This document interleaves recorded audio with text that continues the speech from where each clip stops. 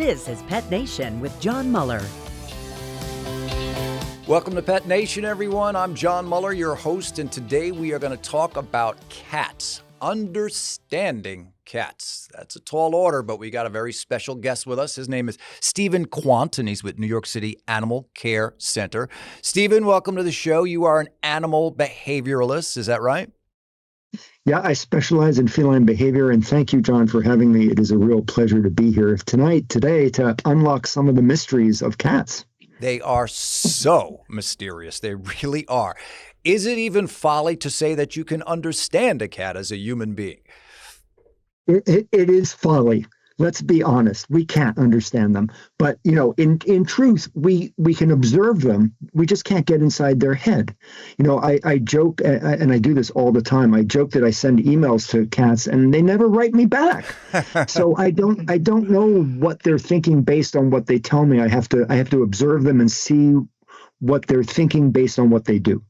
Let's jump right to the cliche. And hey, cliches are cliches because a lot of times there's some truth to them.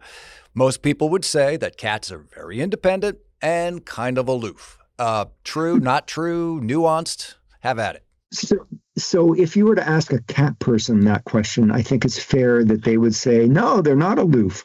And what I would say is they're quiet. They're focused. They're not as demonstrative as dogs are. They don't jump all over you and slobber you and wag their tail when you come home, but they form deep connections with their people. I am so connected to my cats personally. I feel like I know what they're thinking, and they certainly know what I'm thinking. And we have very deep and very meaningful, loving relationships. They're just quiet. All right. Well, let's talk about some of the deeper things. You sent me some notes to talk about. And, obviously this is behavioralist stuff. You say that unlike dogs, cats are predators. And we were talking a little bit earlier, canines are predators too, but not quite like cats, particularly in a house setting. Could you flesh that out for me? Yeah, sure. So one way to think about that is cats go to work, and their job is hunting, killing, and then eating. And eating's the paycheck for their job. They're problem solving all the time. And in order to survive outdoors, they have to problem solve all sorts of things. And if we don't give them some of our cats, if we don't give them a good job to do, they become bored. And if you've ever seen bored cats are not always what you want in your home, because then they start thinking of new jobs to do. And that could mean, turning you into the giant mouse. And if you've ever walked past your cat and they they look at you and they're like, oh, look, he's moving. He's in motion. He is prey. People, they talk about how I try and get my cat to stop doing something. I'm waving my fingers at them, which is like the flapping of the wings of an injured bird. So you're just playing into it. You play right into it. You've turned yourself into prey, and they're like, okay, great. I'm going to go to town on this. Wow, my goodness. So let's talk about cat behavior. There are some theories that even say that, the cat really never has, unlike the dog, there's some people who think that the cat never really was domesticated. It's still almost wild in a way, but it's learned to have this wonderful relationship with humans. What do you think? So I think that people will say that cats are not fully domesticated because they can live outdoors and be self-sufficient. But the real definition of domestication is if we make a change in an animal, either behavior or appearance. An Idaho potato is domesticated. It does not look like a wild potato. And we have, in fact, given cats, through selective breeding, the genetic potential to be friends with people, unlike, for the most part, wolves. If you could raise a wolf puppy to be reasonably safe in your home, but if that wolf pup grew up and had wolf pups, they would be no more friendlier than the mom. But with cats, they've got the genetic potential to be friendly, and if we then work with them and socialize them, they express that friendliness in a way that is inherited, the potential for it to be inherited. So I say yes, they are domesticated, at least to that degree. A lot of cat owners are going to say, I already know what you're about to say, but, I've never owned a cat, to be honest with you. And I think they're very cool. I'm not one of those no cat people. I just have never had the opportunity, and I probably will sooner or later, maybe when I retire, who knows. But let's talk about some of the the body language and the visual cues. How do cats express the various emotions? Love, affection, fear, anxiety, aggression. Describe the body language of cats and how to read your cat, how to understand your cat. So the nice emotions, the love, the friendliness, the affection, that's really easy to read, right? Because your cat comes up, snuggles against you, or maybe wants to sit next to you. Some cats aren't lap cats, but they want to be near you, or they groom you, or they purr, they chirp. They do all sorts of, they offer parts of their body like their cheek for rubbing, and that's really easy. The other behaviors or body language that reflects stress or anxiety may be a little bit harder to read. For example, when a cat's tail starts to swish, some people might think that's, well, a dog wags their tail, and that generally means the dog's pretty happy or excited to see you. Cats, a swishing tail is not a good sign. It indicates that they're conflicted. And cats do other things that show that they're stressed. Their ears go back and become kind of protective. Their whiskers go back. Their skin can ripple. Their fur can go up. The classic idea of the cat with the tail that gets puffy or the fur along their back gets raised are all indications that the cat is either stressed, anxious, or conflicted in some way. Talk about that fraidy cat behavior. It's remarkable. So I've had friends who have had cats and they go, boom, they're under the bed and they're not coming out as long as a stranger's in the house. Other cats, they're mugging you. They love you. But some cats, they're that fraidy cat thing. What's going on there? Are they just afraid? Is it more than that? Well, it's a great question because our particular species of cat is both predator and prey at the same time. Unlike tigers and lions and cheetahs, they're just predators, right? Our cats can be prey to other animals. And some cats, they exist on the top of that idea. They are top level predators. They are super confident. Little scares them. Other cats, they're like, they inhabit the worried part. They're concerned there might be a bigger creature in your closet when they come to your home for the first time, or when someone rings the doorbell. God forbid the doorbell gets rung, right? And they don't know who's coming in. So they decide to quietly absent themselves. One of my cats, blind from birth, Jenny, she is, a firecracker, except when the doorbell rings. And then it's time to take a little trip to the bed and underneath it. Yeah. So these animals exist in a continuum of confidence to low confidence. Let's talk about breeds in terms of cats. I've heard I've heard things like, tabbies, they're the friendliest of the cats. Are certain cats, certain breeds, certain colors, certain anything more prone to be one way than the other? Are those just wives' tales? Break some of that down for us. So it's not an old wives' tale. It's a generality based on some degree of truth. Yes. Sphinxes, the ones that have almost no hair, are often super friendly cats. Siamese tend to be very loyal. Ragamuffins can be couch potatoes. But none of this is accurate in terms of predicting an individual. And one of the mistakes I think people make when they go to a shelter or a rescue to adopt a cat is they apply that generality, which has some degree of truth, right? If you're looking at a group of Siamese cats or a group of Sphinxes, but it's not necessarily accurate when I'm pointing at this particular cat. So it's just important to be sensitive to the notion that cats, like any creatures, are individuals with individual personalities and needs, and we should just respect that and use that knowledge to help us when it comes time to selecting our friend. All right, you know what, Stephen? We're going to take a little break. We'll be right back. Stay with us.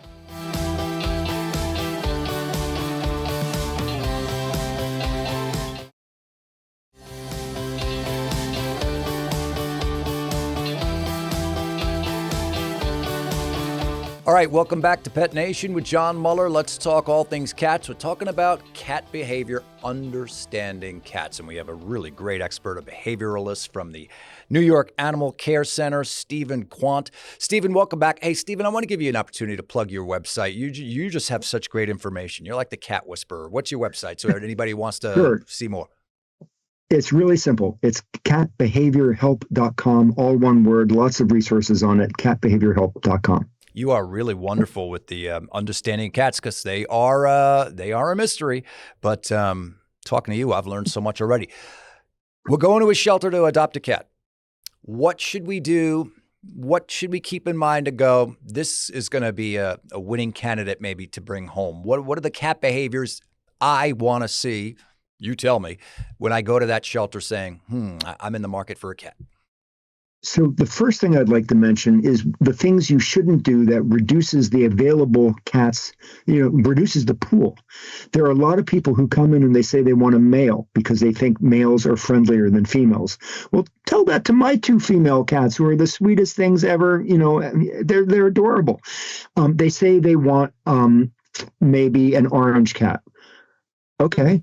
But that means 90% of the cats are no longer available to you, or they get specific about gender. As I mentioned, male or female, again, cuts the possible population in half. But what you should do, in my opinion, is come open-minded with a list in your head of the things that are most important to you. Like, do you want a super affectionate cat? Or a playful cat? Those are often mutually exclusive ideas in cats. Some cats that are really, really playful are not as affectionate. Maybe you want a cat who's a couch potato. I knew a guy who wanted a couch potato, and he adopted, based on appearance, he adopted a really, really high energy cat. It was just not the right cat for him. So think about what you want. Think about what's important to you. Don't settle. If you don't find the cat that you're looking for today, come back another day. Agreed. Yeah. I did that with my second dog I ever had. I went to and I kept going. It just didn't feel right. And then I said, this is the last Sunday. If I don't find, I'm going to take a couple of months off and just cool out. And sure enough, that was the day. It's like 7th time was the charm. So yes, you say the same thing. And that made a difference, right? You Absolutely. found the dog that just right size, right energy for my daughter. Just everything clicked. This is just right. That's the way to do it. All right. Let's talk about one of the higher-minded concepts you were talking about earlier when we were talking. You talk about primary forces at work that can lead to behavior problems, like cat that's just gone, meowing to death when you're trying to sleep, or being a little destructive. What are these primal forces that affect cat behavior? So I'm glad you asked, because it's only when we understand why a cat is doing a certain behavior that we can then figure out how to shape that behavior, right? If we're just throwing darts at a problem, we're not going to get anywhere. So cats have instinctive motivations to do things, and instinctive behaviors can't really stop them.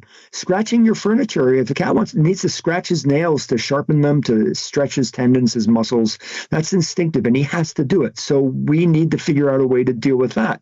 And typically we try and redirect the cat from the thing that you don't want them to do to the thing that you would rather them do, like a scratching post. Then we have learned behavior. We teach our cats how to do things. And by that, I mean, cat is meowing at your bedroom door, wants to come in. You don't let the cat in. And then after 15 minutes, you can't take it anymore. And what do? You let the cat in. And what have you done? You've taught your cat that if they just meow for 15 minutes straight, they're going to get in. And then thirdly, we have behaviors that are the result of fear, anxiety, stress, or being conflicted. These are essentially emotional conditions where the cat is unhappy, and we have to try and release them from that emotion so that they don't have to feel that way anymore. But those are important forces that are at work on cats.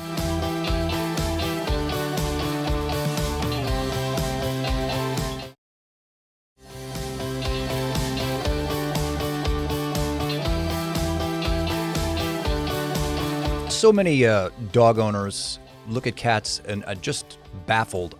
Do they share any behaviors, or in your opinion, like, are there any commonalities in terms of in being a pet owner, and is there an overlap, or are they from Mars and dogs are from Venus kind of thing? There's some overlap I think in the sense that they appreciate us and they love us and we love them. And they demonstrate that love in similar ways, even if it's a little bit different. Dogs are, the life of the party, and cats are quiet and understated. But there really are a lot of differences between them. But I'm not sure it matters, except in the sense that some people gravitate towards dogs and some people gravitate towards cats. What And kind of both human are behavior? What kind of you're a behavioralist? What kind of human gravitates towards the cats in your understanding? Like, is there a certain thing about a oh, person that says, "I bet you this person's a cat person"? so John, I used to be a total dog person. And then I flipped to the other side. And I don't know what it was, except there is one really important thing. With cats, we have to really earn their love. And when Yeah, they yeah, yeah. bestow that, it is voluntary. Dogs, I love dogs. No, right. I'm a But like, if former, somebody gives them a but steak, they'll have a new owner and forget you ever existed. We're joking, but you know what I exactly, mean. Yeah. I do. And with cats, it's a decision that they make. And when they make that decision to love you, wow, is that powerful. It's like, getting the girl. She said yes to the date, and that feels really good. Yeah, like I said, I've never owned a cat yet, but like as a youngster, I was like, cats, they don't listen, they don't come. What's the point? But having grown up and realized like their independence is what makes them cool. That cliche that you're a cool cat, because they are independent, and much tying into what you say, when they come to you, that's magic. And they're just so cool to Well, look at too. They're just so wonderful, even if they're just walking around. There's something about the feline, right? and every morning, my blind from birth girl, Jenny, who has social media, by the way, Jenny the blind cat, she comes under the covers, lays on my chest, and purrs. And then Cricket, my other cat, will come and she lays on my the side of my stomach, and she's doing that because she really wants breakfast. But it's very sweet. And when they do these things, it's really emotional and affecting for us. Any other things about cat behavior, excuse me, that we haven't covered that you think are important for people to know? Even people who are cat owners who might be, experts, but not really understand certain cat behaviors or the way they think. Well, I think it's always important to respect cats and what they need and what they want, and respect them as creatures of the wild. Even though we've talked about domestication, right? We still need to respect the idea that these are creatures that are perfectly suited for the great out of doors. Not with cars and things that might hurt them in other ways, but in terms of nature, it's kind of perfection. And they hunt, as I've mentioned, they hunt for a living, and their paycheck is food. We need to be giving them enrichment, climbing trees and tunnels and multiple places to hide food so that they don't just get bored going to the same food bowl and the same water bowl all the time. Let's mix it up. Let's give them a little bit of the forest inside your home. That really is. So that's what I would say is people don't, in a sense, it's not the word exercise, but they need to enrich the minds of their cats, because our cats are, again, these problem-solving predators. Stephen, I want to ask you, we're gonna do an episode, another one, not this one. We're going to talk about training cats. But what is the way to discipline a cat? If the cat is annoying you like crazy and jumping on you when you're in bed, and close the door, obviously. But like, if you have to go, enough is enough. Like, is the water bottle cruel and inhumane? Like, what's a good way to discipline a cat? Like, that's not going to fly. So cats don't really understand discipline in the classic sense. What they understand is that really felt bad. And dogs want to please us. Cats don't really think that way. And if you use a water bottle on your cat because they're doing something you don't like, you're teaching the cat that you are an adversary. And some cats, that means it's going to change their relationship with you. Or even if it doesn't, breaks the trust at the very least, they're going to say, I need to avoid the man with the water bottle, and I'll only scratch the sofa when he's not around. So it's either ineffective or it's damaging to the relationship. So we've got to figure out how to convince our cat that we're going to give them the tools to do something differently, and they'll feel good about it because we're going to redirect them in a way that's natural, as opposed to going after them directly. We can also do things like booby trapping. If you have a counter surfer, your cat likes to jump up on your counter. Instead of squirting it with a water gun, You could put down things like little rubber mats or trays with water or tinfoil balls, basically telling the cat that the environment is not rewarding, but they're not going to blame you for that. They won't make that connection. So your relationship with them remains good and intact. And instead, if they're going to get angry, it's going to be with the rubber mat that's on your kitchen counter. Really, really good stuff there. You're blowing my mind. You want to hear my cat joke, Stephen? Yes. My cat versus dog joke. I hope I don't choke and not get it right. But the difference between dogs and cats: you feed a dog, and the dog looks at you and says, "This person's feeding me. They must be a god." And you feed the cat, and the cat says, "I'm being fed. I must be a god." You like it? Yeah, exactly. It's pretty much right on, right? It's totally true. So that's partly why it's so funny. Yeah.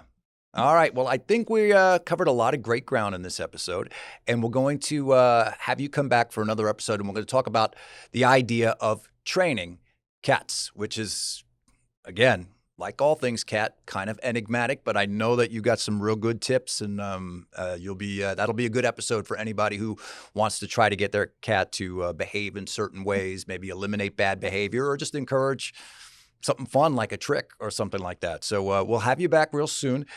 Stephen Quandt, you're with the New York City Animal Care Center, and you're just a wonderful behavioralist. Plug your website again, if you would, for me, Stephen. Yep. Catbehaviorhelp.com.